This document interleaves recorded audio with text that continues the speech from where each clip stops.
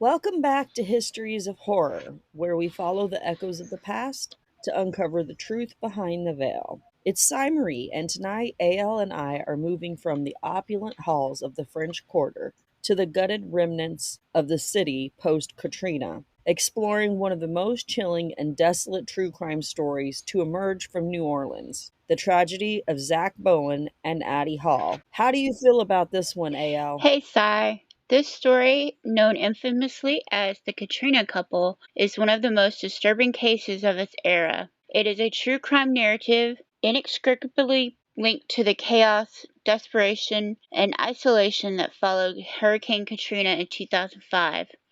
It's not just a story about a crime, it's a terrifying look about how trauma and the breakdown of society can feel unimaginably horror. Exactly. It's the kind of tragedy that it's what makes up horror movies, honestly. So the tragedy unfolded on Rampart Street, just blocks from the Lalaurie mansion that we discussed on one of our previous episodes, giving it this almost inescapable New Orleans darkness. The location, the time, it all adds to the horror. I've only researched the police files and the subsequent media frenzy. That's why I am so focused on retracing the events leading up to the confession. The atmosphere of that city at the time is a key, isn't it? It absolutely is. The city was a ghost town, and the few who stayed become ghosts themselves. Let's set the stage. August 2005, Hurricane Katrina hits. The city is plunged into a state of lawlessness and despair. Zack Bowen, described as loving, kind, and charismatic by his mother Lori, is a former soldier who moves to New Orleans as an estranged husband for his wife, Lana, whom he shares children with.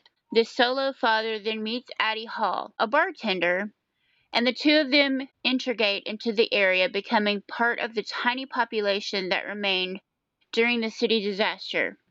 From my notes, they were described as intense, passionately involved, and fueled by the adrenaline and danger of their survival. Yes, and their shared history is crucial. So they met at a bar called the Snake and Jake's Christmas Club Lounge, and their relationship was known to be volatile, passionate, and often fueled by substance abuse. But they also became local heroes of sorts, staying behind to protect the businesses they worked for, and they were the defiant few. They were sort of rebels without a cause. So, Sai, from a psychological perspective, how did the environment, the lack of power, the lawlessness, the fear contribute to the decay of this already unstable relationship? So the environment amplified everything because the normal societal checks were entirely gone when Katrina hit. It was no man's land.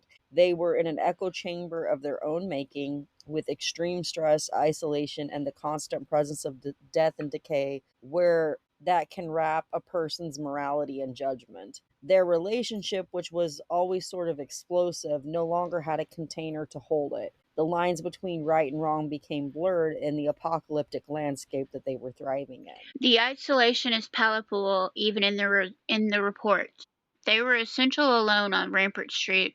But didn't Zack end up found on the rooftop terrace of the Omni Royal Hotel? Yes, where he had gone to buy rounds of drinks for the patrons and spend his final Right, moments. and the key moment of the crime itself. On October 2006, Zack Bowen was found dead on the rooftop terrace of the Omni Royal Orleans Hotel, having committed suicide. Critically, a note was found in his pocket. It wasn't a standard suicide note, but it was a terrifying confession and a map. Yes, the confession was to the murder and dismemberment of his girlfriend Addie Hall back in their apartment on Rampart Street, specifically Unit 5.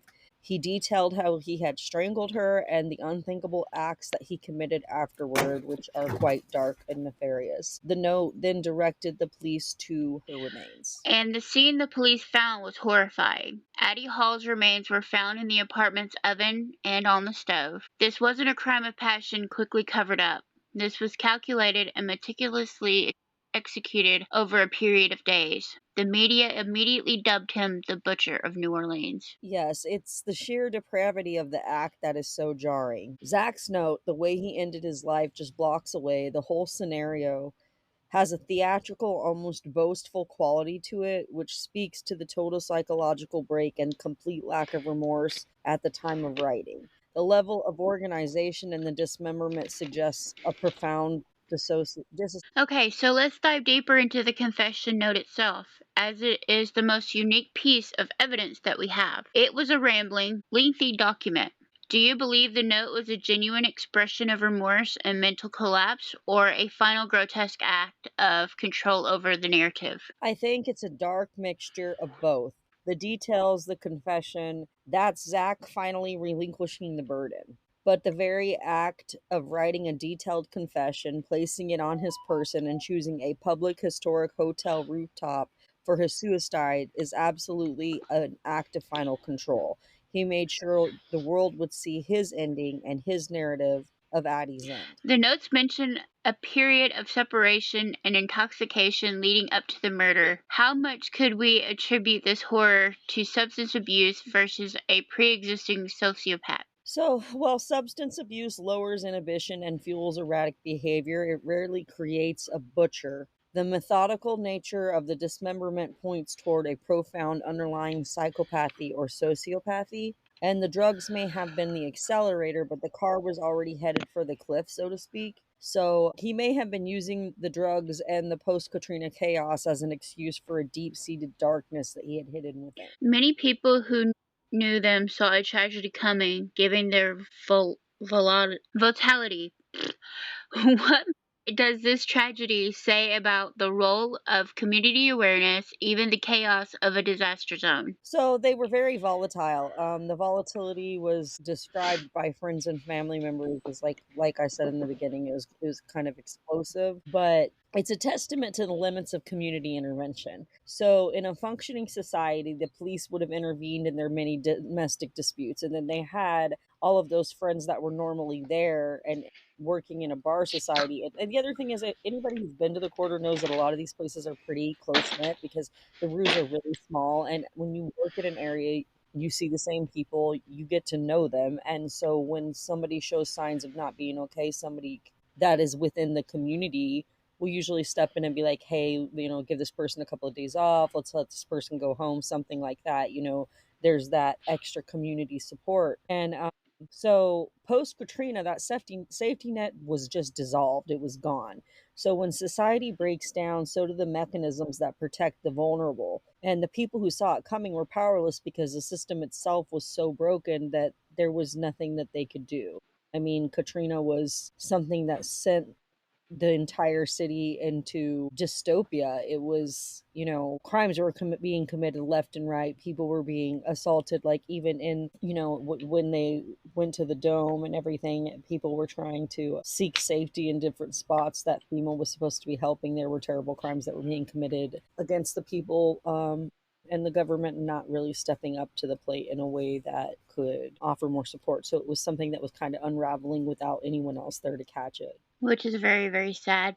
In that state, it was the only thing that could happen. So, what was the most chilling detail of the public reports of the confession that speaks to the histories of horror theme? So, I mean, I feel like going to the Rampart Street house and just walking down there, um, it felt really sad. It was like I knew the moment, like when I finally realized where I was, because I had met him, my tour guide, when I first went the first time I had seen the Rampart Street house. I had met him in front of the Armstrong Arc. And if anybody knows anything, they know that this is on Rampart Street. Well, I did not realize at the time that when I met my tour guide how very close it actually was to the murder house. I did not realize that it was going to be when I met this man that our very first thing that we went to see was going to be the Zachy and Addie Hall house. And so the moment we turned around and he's like, okay, let's go this way. We're going to walk this way for a little bit. And then we're going to cross the street on the crosswalk over there. But then we're going to have to walk back down. So once we started doing that, and then we go and we start walking, and then we step in front of this building. And the moment we stepped there, I was like, wait a minute. And I said it aloud. I said, I felt a bit of shock and awe. And I was like, I realized I was standing in front of it. And I even looked at the tour guide And he opened his mouth to speak, and I cut him off by saying, "This is the Zack and Addie Howell house." And he said, "Yes. Are you familiar with the story then?" And I said, "Absolutely. It's one that I've been fascinated for some time." And I walked back and forth in front of the house in those same spots where they were interviewed by the New York Times and where they held their community street feeds and parties where they were, trying to do mutual aid during their Katrina survival. And it didn't feel dark. It felt solemn and full of like despair and sadness, like a sense of a loss of control in a way that led to this permeable melancholy. And it just made me frown, and I was just like, there's like such a deep shame, and like at the same time it was like it was just embedded with this deep sense of just regret and anger, not just at the person like being Addie, but like the situation and the way things unfolded. And I remember I walked around the corner and I happened to find a single crow feather lying on the roof. I do still have it. And as for the way it felt, it was just really, like I said, all those other feelings. I wouldn't say it was so chilling, like I was just like, I'm scared, I'm here. It was more like, oh my God, I'm here. And then everything just hit me.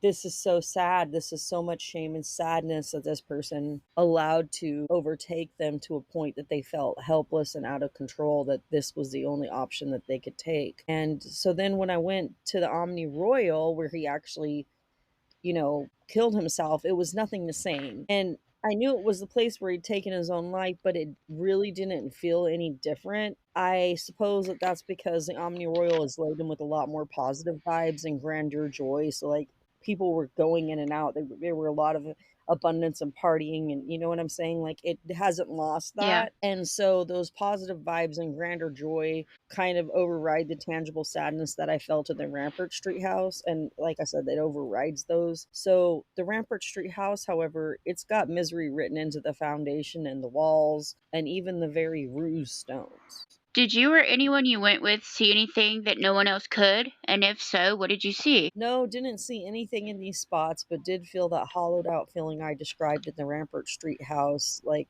the hotel, again, not so much. Do you think Zach ever regretted leaving Lana or their kids? That one is a little hard to say.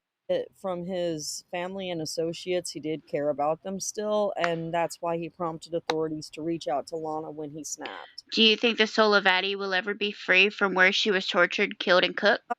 I didn't feel the sadness with a soul attachment there that reminded me at all of Addie Hall, so I theorized that she is resting in peace because she was a good-hearted person in life, giving, kind, and hopeful. And I mean, people described her as being such a good-hearted person. And I feel that the trauma that has stained the apartment is not her spirit loss, but I did feel the solemn sadness I described and the angry and shame telling me that it was Zach's soul that has been trapped. I believe from my experience that Addie Hall is at peace. What do you think the last thoughts Addie or Zach had before they died? Addie as she's being strangled by Zach, and Zach as he leapt from the bar. I imagine that Addie was shocked and terrified. I doubt she expected that he would snap on her and assault her like he did. And then after he asphyxiated her and before he butchered her, he also performed acts of necrophilia on her lifeless corpse. And it just shows that he really spiraled beyond belief. So Yeah, and I would agree. So, what was the most chilling detail in their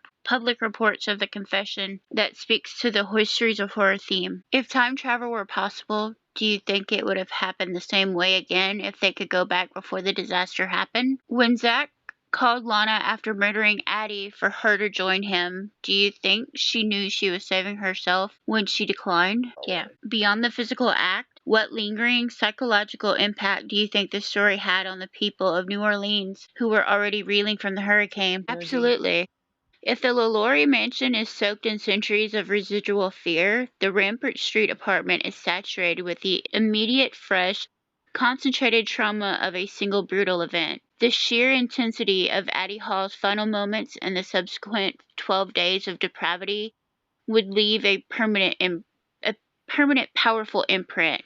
It's less a ghost and more of a wound of the fabric of reality there. I think the atmosphere of the post-Katrina New Orleans is what acts as the conductor. The entire city energy was fractured, broken, and isolated. The massive collective state of grief gave the individual act of horror a perfect psychological landscape to occur and to leave behind its indelible mark.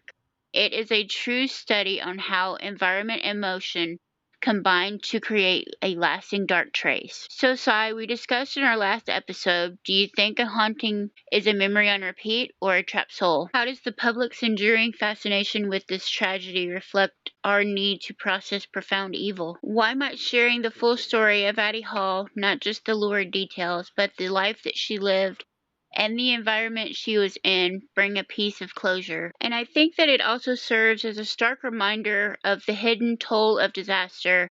We talk about the structural damage, but this story shows the deep psychological corrosion that occurs when a world stops making sense. It's a vital, if horrifying, part of the New Orleans post-Katrina history that needs to be acknowledged. So in short, the Rampart Street apartment is more than a crime scene.